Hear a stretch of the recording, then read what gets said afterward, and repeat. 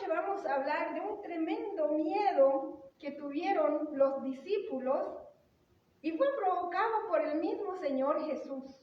Jesús asustó a sus discípulos un día, pero también fue Jesús que los calmó, los tranquilizó.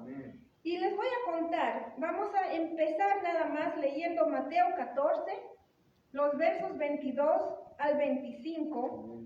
Mi versión es un poquito diferente de la versión que ustedes tienen. La mía es la Nueva Biblia Latinoamericana de hoy. Y la palabra del Señor dice, Mateo 14, 22 al 25. Enseguida Jesús hizo que los discípulos subieran a la barca y fueran delante de él a la otra orilla. En otras palabras, tenían que cruzar todo un lago mientras él despedía a la multitud. Después de despedir a la multitud, subió al monte a solas para orar y al anochecer estaba allí solo. Pero la barca ya estaba muy lejos de tierra y era azotada por las olas porque el viento era contrario. Entre las 3 y 6 de la mañana, Jesús vino a ellos andando sobre el mar. Verso 26 dice, y los discípulos, al ver a Jesús andar sobre el mar, se turbaron y decían, ¡es un fantasma! Y de mucho miedo se pusieron a gritar. ¿Se pueden imaginar esta escena? Para empezar, yo quiero decirles que los discípulos de Jesús no creían en fantasmas. Los judíos aún hoy en día no creen en fantasmas. Y hay muy pocos que si creen, no es a causa de su mentalidad judía, al contrario. Si el judío cree en fantasmas es a causa de la influencia de la cultura alrededor de ellos, porque esto no viene de ninguna manera ni de la Biblia ni de su cultura.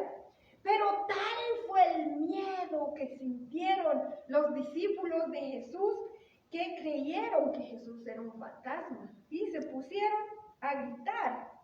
Y esa creencia va en contra de lo que ellos creían, en contra de lo que ellos conocían.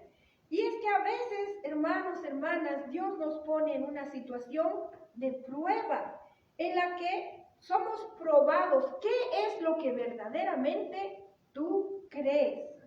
Nos pone bajo presión para saber si es que nos vamos a parar firmes en lo que es nuestra creencia cristiana. Amén. Mi hermano, mi hermana, ¿cuántas veces tú has creído en cosas que van en contra de la enseñanza de la Biblia? Es bueno analizar esto. ¿Cuántas veces o cuántas de tus creencias van en contra de la sana doctrina de la palabra de Dios? Es por eso que yo sentí la urgencia de enseñar clases de discipulado para que conozcamos cuáles son las enseñanzas importantes de la Biblia.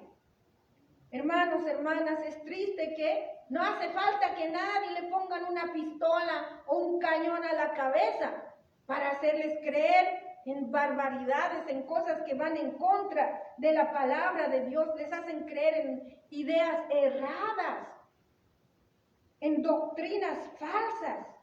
No voy a dar detalles, pero hay muchos cristianos hoy en día que creen en cosas que van en contra de la Biblia y queremos mezclar esas enseñanzas con lo que es el cristianismo. Y estamos muy equivocados si hacemos algo así.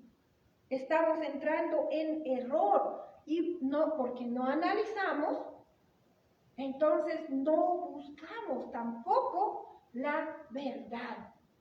Solo por decirles una sola palabrita, karma.